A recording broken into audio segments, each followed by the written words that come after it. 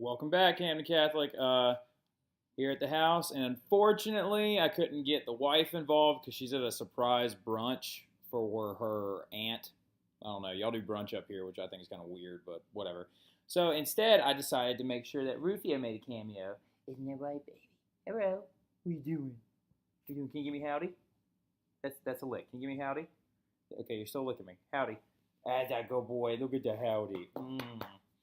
Okay, as you can see, oh yeah, and by the way, the devil's right here if anybody's concerned. All right, so anyway, so look at how pretty he is. Oh boy, so anyway, now don't tell the wife though, he's not supposed to be on the couch. So moving on. But anyway, today we're going to talk about the Atlantic slave trade, how it functions, things the slaves went through, dangers, etc., etc., etc., and unfortunately positives that came out of it when it comes to establishing transatlantic economies. So anyway, let's go ahead and get started.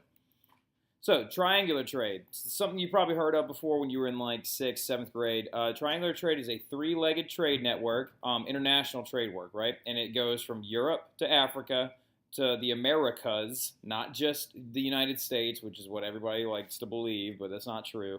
The Sugar Islands is actually where most of them went. But anyway, to those areas, and then back to Europe again. Okay, fine, leave me. That's cool. Yeah, go, whatever.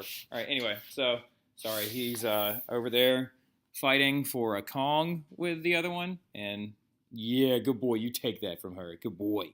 He's a smart boy. Wait, where are you? Good boy. All right, so anyway, so three-legged international trade network, right? Anyway, first leg. On the first leg, merchant ships brought goods from Europe to Africa. Those goods included guns, cloths, textiles, and cash as well. Out of all these goods, though, guns were the most prized possession and also processed materials because Africans didn't really have a lot to do with cash. And now, why do I bring up Africans getting these goods? Well, turns out that the scenario of the white slave trader going into Africa and kidnapping whole families of slaves against their will using nets and weapons is actually very, very seldom. Not saying it didn't happen, but I'm just saying that it was very seldom.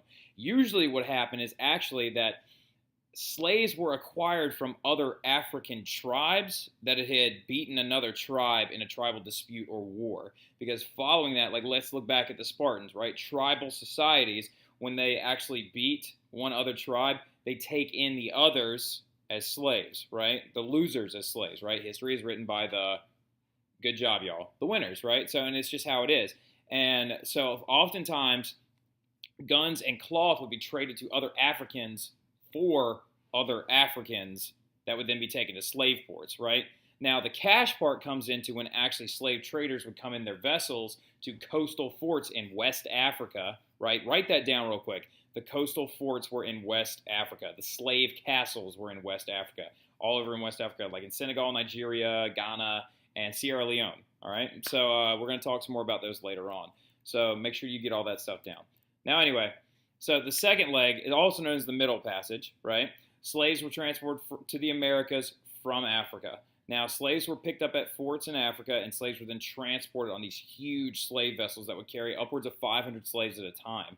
Now, if the slaves were allowed to actually given area to move, it would have only been about 200 at a time, but they were actually strapped down to the floor, and I'll show you an image of that later on. So now, the third leg, merchants carried sugar, molasses, cotton, rum, tobacco, and other plantation products are raw materials, right? And then the cycle starts all over again. Now, the reason why we're waiting to talk about this today instead of the other day is because the Columbian Exchange is how the natives interacted with the colonists. This is how actually Africa was disenfranchised due to European exploration. Europe kind of ruins a lot of stuff. Actually, Napoleon ruins everything, but we'll talk about him later on. So anyway, now this is what the entire map looks like, right? So Europeans take pots, pans, guns, alcohol, and horses to Africa. So you can write that stuff down as well for extra credit. Europeans take slaves to America, etc. So now let's talk about positives, negatives, and things like that. Now, positives of the triangle trade actually, when it comes to establishing colonial settlements in North America and South America, it was very beneficial. The encomienda system had a very negative backlash because it resulted in High profits, yes, and Spain literally controlling a quarter of the world at one time. But unfortunately, it also results in exponential amount of native loss, a lot of human death. The diseases that were going through at the time really were uncontainable. So anyway, so it made a lot of money, positive, of course, because the amount that you would actually invest in a slave and then the output of the goods you would sell using their labor actually outweighed it about 5 to 1 in the lifetime of a slave. So it was a good investment on the colonists' part. Now, the cultural diffusion aspect of it as well is also awesome, right? So international relations, as well as helping establish new countries. All right. So, for example, we now have all the countries in the Caribbean. The United States was built on the backs of slaves. Several Central European countries. Brazil, actually, Brazil has a heavy African descendant population, even though it was controlled by the Portuguese. So anyway, now negatives. Ships could be lost at sea. And this is a big, big problem because if a ship is lost at sea, you're talking about upwards of 600 people being lost along with them.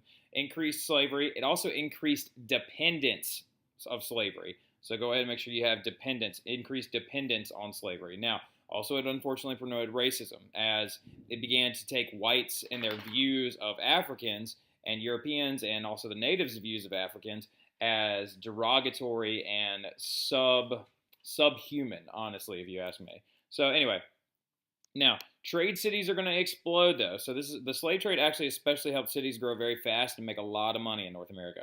Without slave trade, the USA may have never grown to the size and the power that it existed. Oh, you tired, baby? Yes. So anyway, come here, come here. So anyway, now horrors of the Middle Passage is also a very big problem. Come on, it's okay. Come on. So anyway, now merchants saw it as a necessity, but slaves, however, it was a horror story, right? So we're going to continue to talk about this. As we can see from these two pictures, slaves were jammed in close quarters, not able to move. They were actually chained to the decks below, weren't allowed to get up to go to the restroom, were fed very sparingly, and the journey itself took almost 2 weeks. It could be 3 months if they actually got stranded somewhere. So you're talking about a heavy amount of loss as well. So anyway, most Africans were taken from inland villages and closer to the interior. After being enslaved, they were forced to march to coastal ports, and they actually didn't wear what a lot of you would think that they would march in was chains, right? Well, actually, ironically enough, they didn't wear chains because if something happened, you can't sever the ties and then keep going. So what they actually used were these wooden forked, I guess harnesses, I would call them, that actually went along a log went along the shoulder of a slave, and then it had a fork that went over the neck, so they actually all stayed in the line. Now, men, women, and children were bound together. I put with chains on here, but that's not necessarily true, like I just said, and forced to walk distances up to 1,000 miles. 1,000 miles walking. If I tried to get y'all to walk a mile, I think you would complain. Now, that's the same as walking chained together from Northern Durham High School, where I used to teach, to New York City and back again. Now, that doesn't really appeal to y'all because you're not from there, and this is a presentation that I made while I was there. Put this in the realm of idea, and I'm going to ask you on the warm-up tomorrow to see if you can know how far this is. Walking 1,000 miles would be the same as walking from Camden Catholic High School to Orlando, Florida, chained together. Like, that's insane, right? He's so tired. So anyway, now, aboard the floating coffins, as they were actually called, around 90% of all slaves were picked up at west coast of Africa in countries like Ghana and the Ivory Coast. Now, slaves were crammed below decks in chains. The journey to the Americas lasted anywhere from 3 weeks to 3 months. And ships faced many risks like storms and pirates. Now, the other thing, well, yay, pirates. But the big problem with pirates, though, is that they don't have any use for what? Exactly right, Coffee. They don't have any use for the slaves. They're not going to do anything with them, right? So, Kimber asks a good question right there.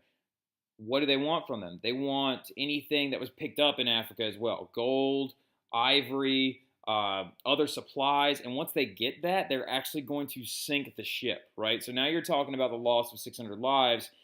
But honestly, it's because pirates aren't going to do anything with them. They can't transport them. They don't have the means or honestly, the necessity to do anything. So anyway, but let's keep going. Now, talk about this right here. As the slaves were all chained together below decks. If one of them in the line actually got sick, they would have to actually throw the entire line overboard because they didn't have the tools to cut the links off.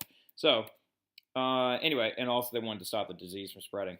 Now, around half of the slaves died from disease, starvation, and gross mistreatment. Many slaves would actually kill themselves to avoid enslavement, and oftentimes, if a woman gave birth on one of these slave vessels, they would kill the child so the child wouldn't have to go through being enslaved as well, because they would have been separated eventually. Now, this right here, that's the floor model of a lower deck of storage of 292 slaves. 130 of them are being stowed under the shelves, as shown in Figure 3. And right here, this is the second deck storage. Men over here, women over here. They were also separated. You're talking about 500 people. This is 500 people.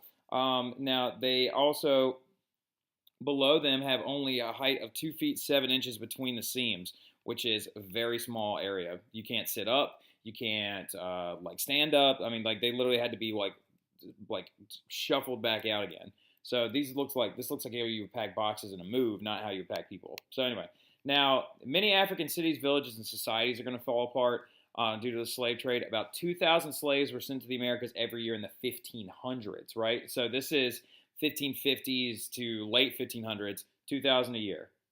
Well, by the 1700s, that number grew to 80,000 a year. And then by the 1800s, 11 million had reached the Americas, and another 2 million had died because of the slave trade. Now, a lot of people wouldn't consider this a genocide simply because it took so long to get to that number. However, I consider it one because you're talking about death is death regardless of the time span. So anyway, I know this is a somber subject, but you got to know what happened, right? It's very important to when we talk about the establishment of colonial economics, when we get to imperialism and things like that. So I hope you all have a fantastic evening. Knock this thing out. We'll talk about it tomorrow. Tomorrow we start study guide stuff, and then we're going to review, and we have our next test coming up on Wednesday. All right, so I'll see y'all then.